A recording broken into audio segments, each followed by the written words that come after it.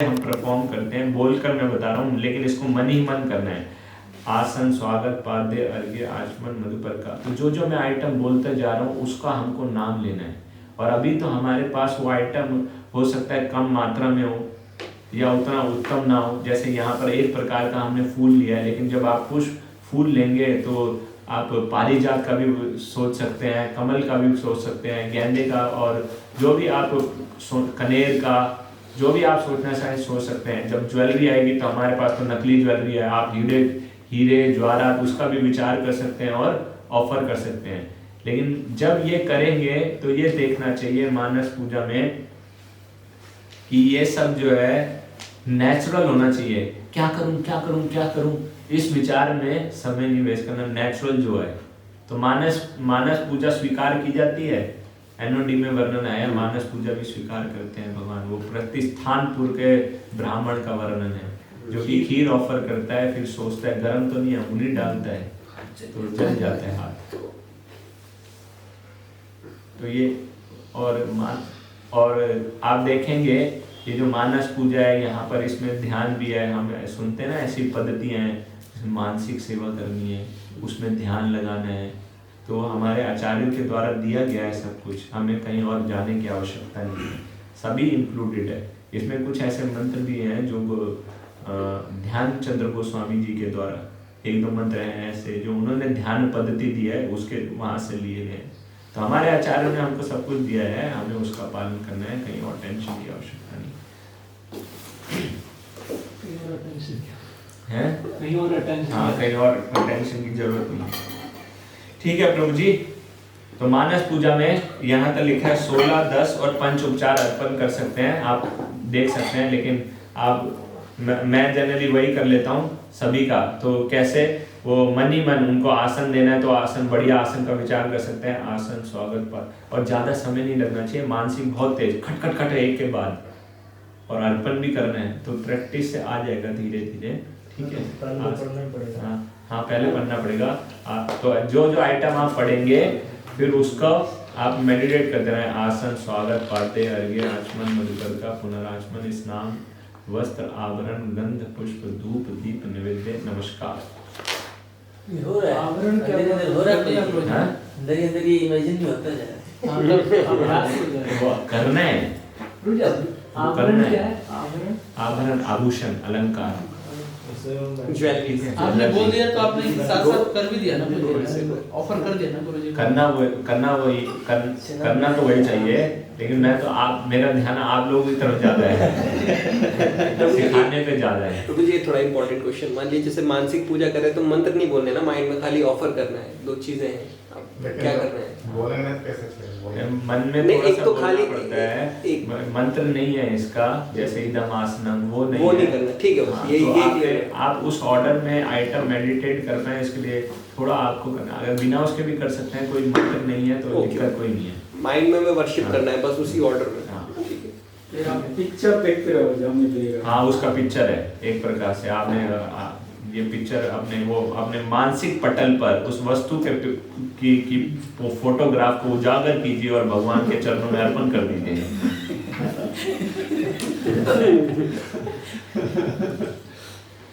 ठीक है, तो ये मानस पूजा है। मानस पूजा के बाद बाह्य पूजा। बाह्य पूजा का अर्थ होता है जो अब आपने मन में अर्पण किया है, अब उसको ही बाहर अर्पण करना है। क्योंकि ये लैमिनेशन है, इनकी विधि थोड़ी सी सरल है, डीटीज होंगे तो उनके लिए डिटेल में आएगा। तो इनमें क्या करना है आप देखेंगे, इसमें कुछ स्टेप्स हैं। सबसे पहले गीला कॉटन लेना है। गीला कॉटन 1-2 चम्मच डाल के फिर उसके लैमिनेशन को क्लीन करना है, विसर्जन पात्र में उसको डाल देंगे। फिर उसके बाद सूखे कॉटन से हमको साफ करना है डीटीज को, जो लैमिनेशंस हैं। ठीक है, और उस समय आप जब आप वो कर रहे हैं, या तो हरे कृष्ण महामंत्र का जप कर सकते हैं या गुरु जी से प्रार्थना कर सकते हैं। गुरुदेव कृपा बिंदु दिया खरोई दासे कृणापेक्षा दीना। तो ये हमें रहना चाहिए, कोई और बात नहीं करनी चाहिए, कोई और विचार नहीं करना चाहिए। या हरे कृष्ण महामंत्र का जप कर सकते हैं।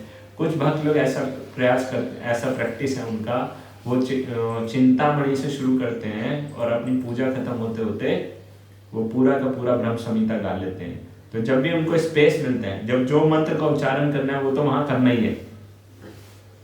जैसे जब प्रातः ये जो गुरु जी का मंत्र है, प्रातः श्रीमान नवदीप, हाँ सॉरी नेत्रम ये इसका, हाँ प्रातः श्रीमान नवदीप है, तो ये है जैसे, तो इसका उच्चारण करेंगे तो यहाँ पे नहीं गाना वो, जब हमारे पास स्पेस है, कोई मंत्र नहीं बोलना है, तब उसका उच्चारण करते हैं और धीरे धीरे अंत तक उनकी वो पूरी हो जाती है, वो भी किया जा सकता है।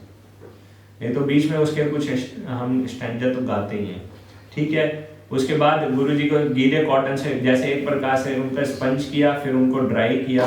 अब ड्राई करने के पश्चात उनके माथे पर चंदन लगाएंगे, ठीक है। चंदन लगाने के बाद उनके हाथों में कुछ, उनके चरणों में कुछ पुष्प अर्पण करेंगे और उसके पश्चात उनके हाथ में तुलसी पत्र दे सकते हैं। थोड़ा चंदन लगा के हाथ में देंगे ताकि वो भगवान की अर्पण कर पाए और उनको माला पहना सकते हैं, ठीक है। इसके पश्चात माला पहनाने के पश्चात 2 गायत्री करनी है, दूसरे और तीसरे नंबर की, ठीक है। गुरु मूल मंत्र जिसको हम कहते हैं, और फिर तीसरे नंबर की जो गायत्री है उसको करने के पश्चात अब आपको गुरु स्तुति करनी है। तो आप देखेंगे ये जो स्टेप है ये रिपीट होगा, मानस सेवा होगी, बाह्य सेवा होगी, गायत्री होगी और स्तुति होगी। ये सब में आप देखना ये ब्रॉड कैटेगरी रिपीट होगी। अभी ये जो गायत्री अब होना है ये जस्ट जप करना है, थ्रेड, हाँ थ्रेड पे 10-10 बार पे लिखा हुआ है, प्रत्येक का 10-10 बार 10 बार करते हैं ना गायत्री। अच्छा गायत्री अगर आप देखोगे 10 बार होती है, ठीक है। फिर उसके बाद ये जो अब गुरु स्तुति में 7 मंत्र है उनका उच्चारण करना है, ठीक है। साक्षात् हरित्वेना समस्त शास्त्रे उक्तसर्वाभावेदेव सन्धि किन्तु प्रगोर्याभिरेव तस्य वन्दे गुरु श्रीचरणारविन्दं यस्य प्रसादात् भगवत्प्रसादो यस्य प्रसादादगति कुतोऽपि ध्यायस्तु वंशस्य यशसि सन्ध्यं वन्दे गुरु श्रीचरणारविन्दं श्रीविग्रहाराधननित्यनाथ श्रृंगारतन्मन्दिरमार्जनादो युक्तस्य भक्ताशनयुं यतोऽपि वन्दे गुरु श्रीचरणारविन्दं।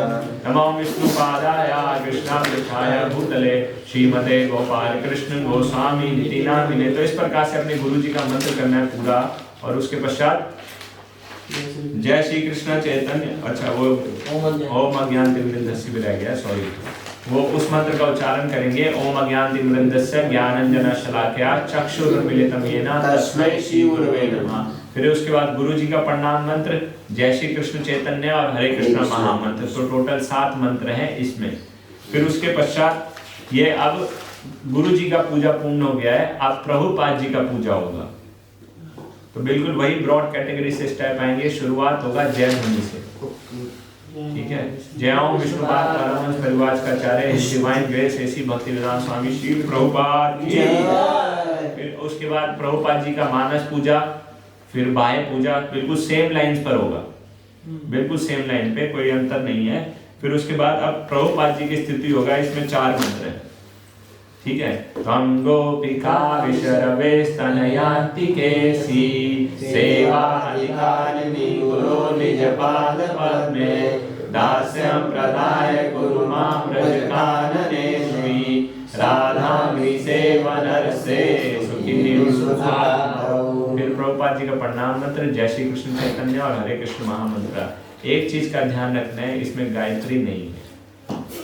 प्रभुपाद गुरु जी की गायत्री है, प्रभुपाद जी के उसमें गायत्री नहीं है, ठीक है। प्रभुपाद जी का फोटो ही है ना, या वो ये ऐसे मूर्ति भी है, मूर्ति हो सकती है। अगर मूर्ति है तो आपके थोड़ा सा बस स्टेप्स बढ़ जाएंगे, उसकी मूर्ति शुद्धि करना पड़ेगा और उसको स्नान कराना पड़ेगा, बाकी ऑर्डर यही रहेगा। हम लोग करते और ड्रेस पहनाना, बहुत हैवी है हमारे प्रोग्राम, करते नहीं और ड्रेस पहनाना पड़ेगा। और ऐसा नहीं होगा कि प्रभुपाद जी की सेवा वहाँ हो गया है तो मैं यहाँ पर अपनी सेवा नहीं करूँगा। मूर्ति का वो ले जाकर बोलते हैं ना, कोई और सेवा अगर उनकी कर रहा है तो यहाँ पर मैं प्रभुपाद जी की सेवा नहीं करूँगा, नहीं, ये इस सेवा का अंग है। प्रभुपाद जी की पूजा इस सेवा का अंग है, तो वो इसमें इंक्लूड होना ही चाहिए।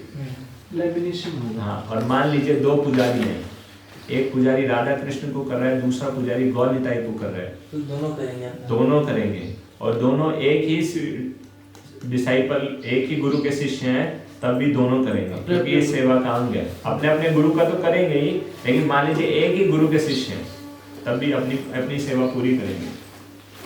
फिर प्रभुपाद जी का भी 2 फोटो रहेगा। हाँ, 2 रहेगा।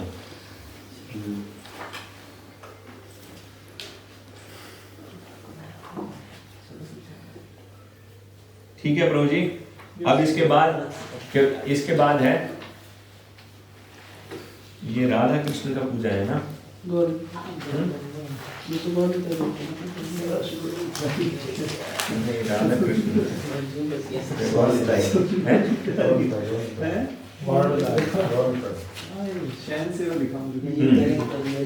ठीक है।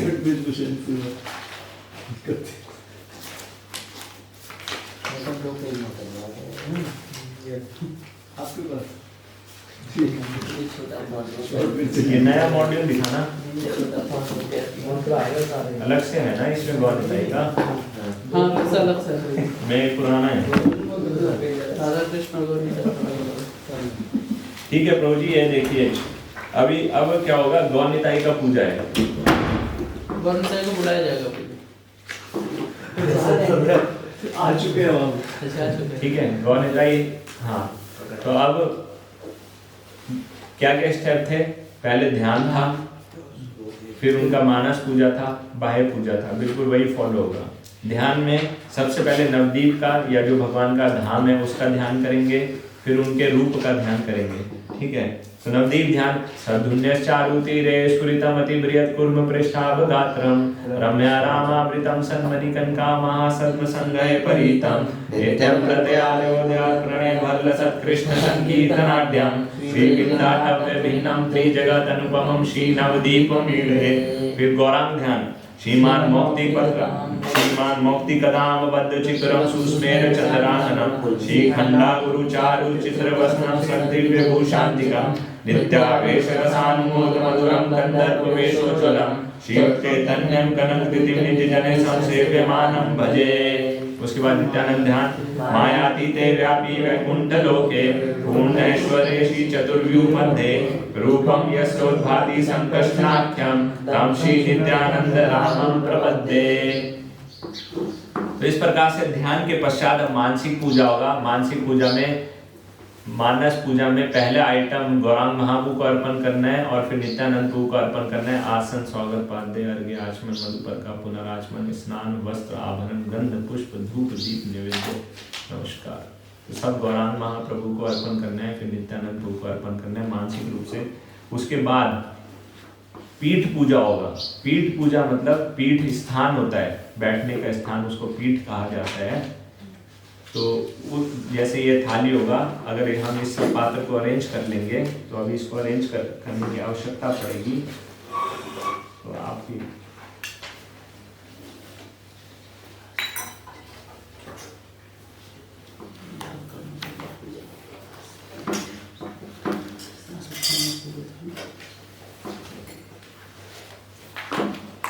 तो पीठ पूजा का अर्थ है कि जैसे ये थाली है, अगर उसको हल्का सा कॉटन से साफ करने के बाद गोलोक मंडल बनाएंगे हम, ठीक है,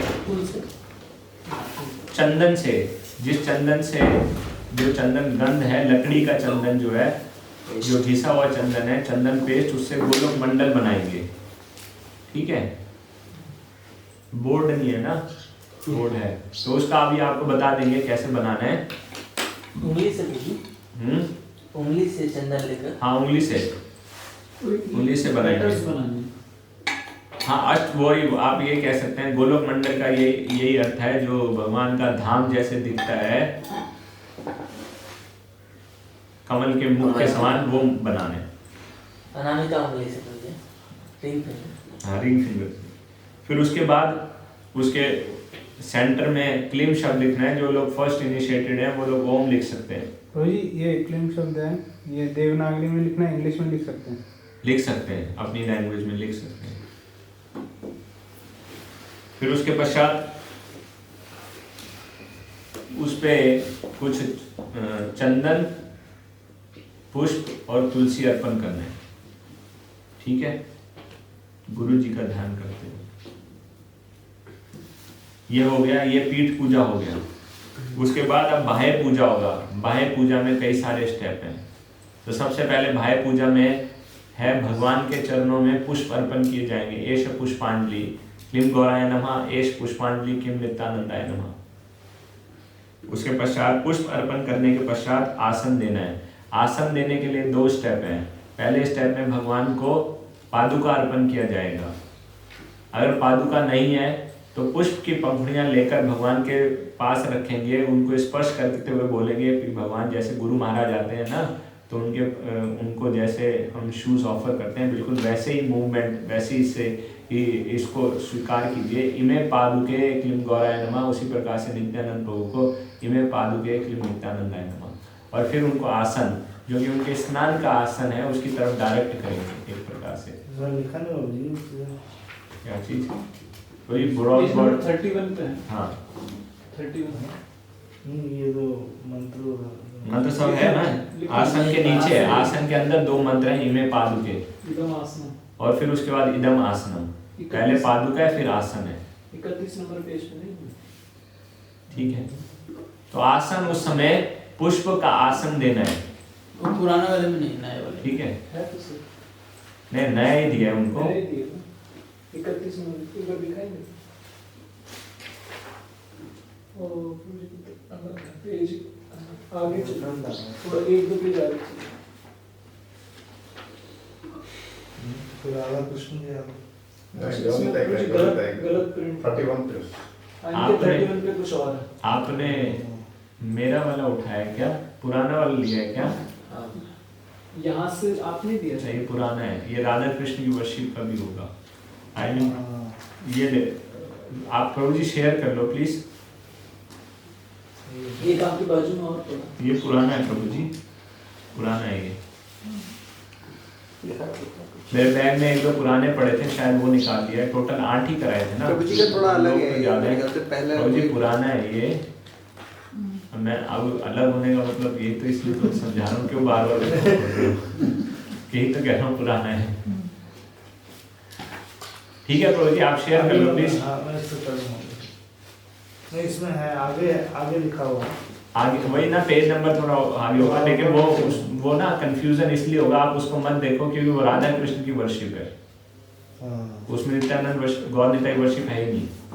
कुछ स्टेप्स के बाद बदल जाएगा वो, इसलिए कंफ्यूजन होगा। फिर सेम आप शेयर कर लो प्लीज। ठीक है,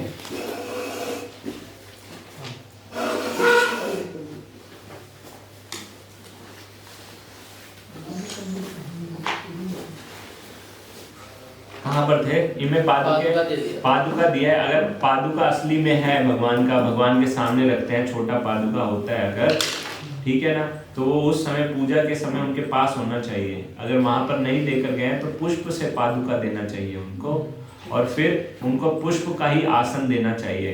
तो जो पादुका दिया है उसके साथ में पुष्प का आसन, तो उधर डायरेक्ट करते हुए बोलेंगे भगवान को कि उस आसन पर आइए। उस आसन पर आकर भगवान अपनी जो सेवा है, स्वागत वाली सेवा, उसको स्वीकार करेंगे, इसलिए वो आसन दिया जा रहा है। इदम आसनम क्लीम गौराय नमः, फिर नित्यानंद प्रभु का। फिर उसके पश्चात हम पाद्य, अर्घ्य और आचमन अर्पण करेंगे, है ना। सॉरी, स्वागत है वो, आसन के बाद स्वागतम। स्वागत की ये मुद्रा है, स्वागतम सुस्वागतम क्लीम गौराय नमः। हाथों को है, फिर हाथों को धोकर पाद्य, अर्घ्य, आचमन अर्पण करेंगे। जब आइटम चेंज होगा तो हाथों को धोएंगे, घंटी बजाते हुए ये आइटम अर्पण करना है। एतत् पाद्यम क्लीम गौराय नमः। सॉरी, ये तो हाथ धोने के लिए है, ये है पाद्य। एतत् पाद्यम क्लीम गौराय नमः, इसमें डाल देंगे। ठीक है, फिर हाथों को धो लेंगे। ये अभी सिर्फ गौराय महाप्रभु का चल रहा है सर? नहीं, दोनों का एक साथ करना है। मैं तो समय बचाने के लिए वो कर रहा हूँ। ठीक है, दोनों आइटम एक साथ। वैसे अगर आप पूरा एक डीटी का एक में करते हैं और फिर दूसरे डीटी का करते हैं, आइडियल स्टैंडर्ड वही है, लेकिन उतना समय नहीं हो पाता, इसलिए दोनों आइटम एक साथ करेंगे। स्नान अलग अलग करा लेंगे। लेकिन मान लीजिए आप 4 ड्यूटी का एक ही व्यक्ति कर रहा है, तो एक कॉम्प्रोमाइज सिचुएशन है वो, जिसमें राधा कृष्ण को एक साथ स्नान कराया जाता है, गौर निताई को एक साथ स्नान कराया जाता है, लेकिन ये जानना चाहिए कॉम्प्रोमाइज सिचुएशन है। ठीक है, पहले वराह महाप्रभु का मूल मंत्र बोलेंगे, उसके बाद फिर हाँ आइटम, पहले उपचार मंत्र, फिर मूल मंत्र, फिर पाद्य अर्पण करेंगे, फिर अर्घ्य। तो अर्घ्य जब अर्पण हो जाएगा तो अर्घ्य आपका इसका कोई इस्तेमाल नहीं है। अगर आपके पास 2 ही ड्यूटी है तो गौर निताई है तो इस्तेमाल नहीं है, उसको आप एक साइड रख देंगे। ठीक है, फिर आप आचमन अर्पण करेंगे, फिर उसके बाद मधु अर्पण करेंगे, फिर दोबारा पुनर्आचमन करेंगे।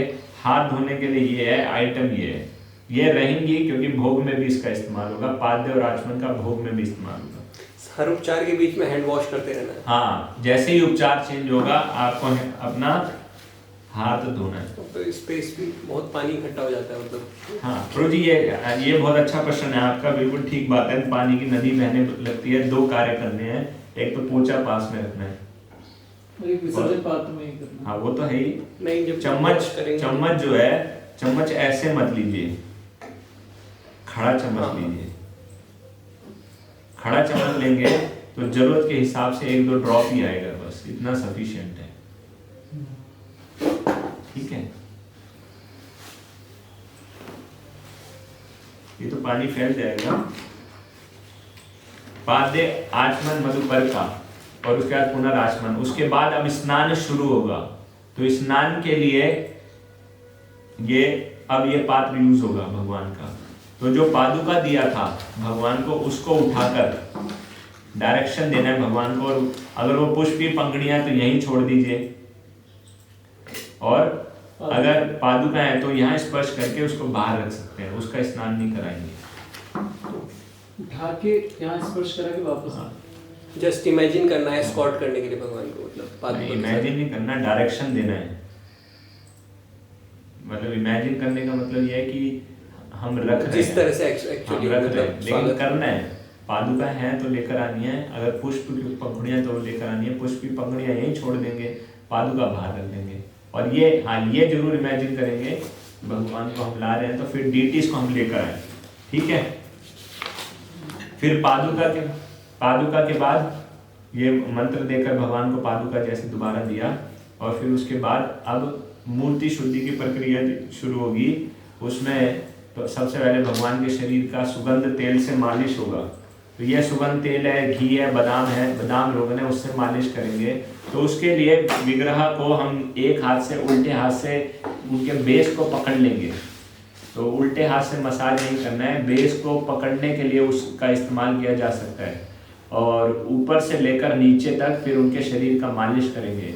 और हाथों के डायरेक्शन हमको ध्यान रखना है कि ऊपर से नीचे आए, नीचे से ऊपर ना जाए। ऊपर करेंगे अच्छे से, ऊपर का अच्छे से करने के बाद धीरे धीरे नीचे आते जाएंगे। आंखों का ध्यान रखना है, नाक का ध्यान रखना है, मुख का ध्यान रखना है कि उसमें हमारे हाथ ना जाए। और ठीक है, वो अच्छे से मालिश करते हुए फिर पूरे शरीर का मालिश कर लेंगे। बाल जो कि पेंटेड होते हैं, आईब्रो जो कि पेंट होती है, उस पर ये मसाज करने की आवश्यकता नहीं है, पेंट छूट जाता है। तो मसाज के लिए बोथ हैंड्स यूज कर सकते हैं। मसाज के लिए बोथ हैंड यूज करने के लिए बताया। लेफ्ट हैंड से डीटी के बेस को होल्ड कर लीजिए और एक हाथ से मसाज कीजिए। इस प्रकार से इस्तेमाल करना है दोनों हाथ। दूसरे हाथ से पकड़कर लेफ्ट हैंड से मसाज करना इतना उचित नहीं है। तो फिर यहाँ पे चीक्स पे और फेस पे मसाज नहीं करना है ना प्रभु? कर लो। जनरली बोलते हैं कि मुंह पे ऑयल नहीं लगाना चाहिए, ऐसा फेस पे ऑयल है। तो अभी कुछ लोग तो लगाते हैं, कंफ्यूजन हुआ। ये तो नहीं सुना मैंने। मसाज करते हैं तो हर जगह ही कर सर पे लेते तो हैं। पेंट कर रहे हैं। हाँ, सर पे नहीं करना, जो पेंटेड मसाज करते हैं प्रभु, लेकिन फेस पे ऑयल नहीं। वैसे मैंने सुना है सर पे मसाज करने से भगवान बहुत प्रसन्न होते हैं। सर तो अलग बात है, बट सर पे पेंट रहता है, पेंट रहता है। पेंट रहता है ना आपका। हाथ से कर सकते हैं पेंटिंग। हाथ से कर लो ना आप, पहले हाथ सूखे हाथों से कर लो ना, सूखे हाथों से कर लो। सूखे हाथ से तो हर जगह कर लो। हाँ वो ठीक है प्रभु। फिर उसके पश्चात ये और इसका भी मंत्र है, इसको मतलब पहले अर्पण करें एकदम सुगंध तेलम किम गौराय नमः, उसके बाद मसाज करेंगे। फिर उसके बाद ये ऑफर कर दिया क्या, मधु पिला दिया भगवान को जो जूस बनाया था आपने? मधुपर का हाँ बोला है ना, पादे अर्घ्य आचमन मधुपर का। अच्छा, तो उसको इधर नहीं रखा आपको? मैंने वो लिया ही नहीं ना इसलिए। तो मधुपर का ऑफर करेंगे, एश मधुपर का क्लीम गौराय नमः, एश मधुपर का क्लीम नित्यानंदाय नमः। उसके बाद अगर और एंटिटीज नहीं है तो उसको इधर रख देंगे। गुड ऑब्जर्वेशन, ठीक है। इसके पश्चात अब डीटीज को यहाँ पर स्नान पात्र में ले आएंगे, उनको अनड्रेस, पहला जो डीटीज है उसको स्नान पात्र में अनड्रेस किया जा सकता है क्योंकि वो सूखा है, अगर हम दोनों को अलग अलग स्नान करा रहे हैं तो। लेकिन अगर एक ही बार स्नान करा रहे हैं तो दोनों यहाँ पर आकर अनड्रेस हो सकते हैं।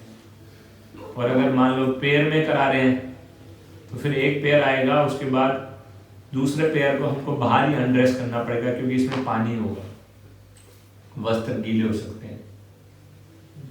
ये थोड़ा ध्यान रखना सर पड़ेगा। प्रभु, हम इलाहाबाद में क्या करते थे, जैसे आपने देखा है हमारे साथ सेवा किया, महाप्रभु को लाते थे, पूरा सब सारा उनका अलग से करते थे, उसके बाद कपड़े से पहुंचते थे, फिर एकदम फ्रेश तैयार, फिर राधा कृष्ण को लेके आते थे।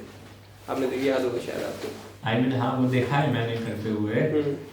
पहले आई मीन इसमें भी अलग अलग प्रकार के आप वेरिएशंस इसको कह सकते हैं। तो आप जब उसको साफ किया फिर दोबारा गोलोक मंडल बनाते हो, कैसे करते हो? हाँ, दोबारा बनाते थे 2 बार। ठीक है, ठीक है, कोई बात नहीं, ठीक है। उसके बाद अब स्नान कराना है। अगर आप पंचामृत से स्नान कराते हैं तो पहले उनका स्नान कराना है, उसके मंत्र आप देख सकते हैं दिए हैं। और भगवान का स्नान शंख से होगा, लोटे से डायरेक्ट पानी नहीं डालना है। और जो बर्तन लेकर आए उससे भी शंख से डालकर भगवान का स्नान कराएंगे, घंटी बजाएंगे और साथ ही वो चिंतामणि की प्रेयर्स का उच्चारण कर सकते हैं। तो पहले दूध है, दही है, फिर घी है, फिर मधु है और फिर शीत यानी शीत स्नान है। और उसके बाद फिर जल से कराएंगे। जब जल से स्नान कराएंगे कम से कम 3 बार स्नान कराएं शंख से। और उससे पहले एक वो रह गया, मसाज कराने के बाद गोपी चंदन पेस्ट और नींबू से भगवान के शरीर को एक प्रकार से पॉलिश करना है, चमकाना है और फिर स्नान कराना। गोपी चंदन का पेस्ट, नींबू और पंचामृत दोनों एक साथ नहीं हो सकते क्योंकि वो सारा चरणामृत खराब हो जाएगा, ठीक है। अगर आपको कराते हैं तो फिर आपको जो आपने पंचामृत से स्नान करा लिया है ना, उसके बाद वो लगेगा गोपी चंदन और इमली, और उसको पहले अलग से निकालना होगा। इसलिए जनरली मेटल डीटीज के लिए इसको इस्तेमाल नहीं करते हैं, शालिग्राम जी के लिए इस्तेमाल कर लेते हैं पंचामृत को, क्योंकि पंचामृत से नित्य स्नान कराने से डीटीज, मेटल के डीटीज में छेद हो जाते हैं, तो इसीलिए इतना प्रेफरेबल नहीं है मेटल के डीटीज के लिए। और शालिग्राम जी के लिए क्योंकि गोपी चंदन और नींबू इस्तेमाल नहीं होता तो पंचामृत तैयार, उसको अलग करने की आवश्यकता नहीं है। प्रभु एक क्वेश्चन है, जैसे ये बाबू जी मैं पूरा नहीं कर पाऊंगा, ये बहुत सारी चीजें अभी बची हैं, आप लिख लो प्लीज।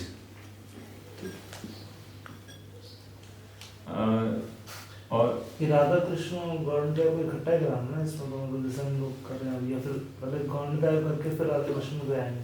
गौरनिताय को करके राधा कृष्ण पे आएंगे। अभी ये स्टैंडर्ड फॉलो कर रहा है सब विशेष में, पहले गौरनिताय को फिर राधा कृष्ण। हाँ यही करता हूँ मैं। ठीक है, आप भी बताओ क्या पूछ रहे थे आप? हाँ, कि ये उपचार का पार्ट नहीं है ना, कहीं मेटल डीटीज जैसे वहाँ पे हम तो 15 डेज में एक बार करते थे। मेटल डीटीज अगर मेटल प्रॉपर है, अच्छा है, तो उतना ऑक्सीडेशन नहीं होता है, चमकती रहती है। हाँ वो निर्भर करता है, डेली करना जरूरी नहीं है, मतलब एक हाँ निर्भर करता है, कम से कम हफ्ते में एक बार तो होना चाहिए पॉलिश। हाँ रोज नहीं करते? कर सकते हैं, आपके यहाँ पे तो रोज करने की आवश्यकता पड़ेगी, डीटी काले हो हाँ जाएंगे। हम रोज ही करते हैं। गोपीचंदन और नींबू एक डेली। क्वेश्चन है गुरुजी, एब्रेसिव चीज यूज करते हैं ना मेटल में, तो मेटल घिस जाता है, हाँ थाली में छेद भी हो जाता है। हाँ